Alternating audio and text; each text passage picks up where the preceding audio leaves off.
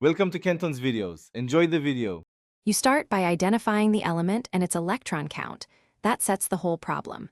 Next, determine the highest occupied principal quantum number n by checking the electron configuration or shell occupancy.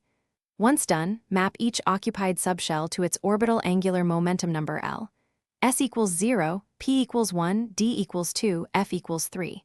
Make sure to note subshell capacities. S equals 2, P equals 6, D equals 10, F equals 14. Because that constrains how many ml. You now place electrons into orbitals following off-bow order while watching for common exceptions. Remember, chromium and copper families often deviate.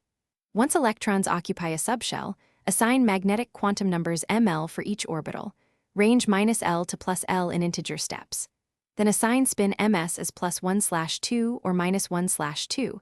Apply Pauli exclusion so no two electrons share the same n, l, ml, and ms. Finally, use Hund's rule so you maximize unpaired spins in degenerate orbitals before pairing them up. You finish by reading off the four quantum numbers for the electron, s of interest, n from the shell, l from subshell, ml from orbital position, and ms from spin assignment. Once done, scan the full configuration to confirm no orbital exceeds capacity and that total electrons equal Z. If something looks wrong, make sure you followed off-bow order and Hund's rule correctly.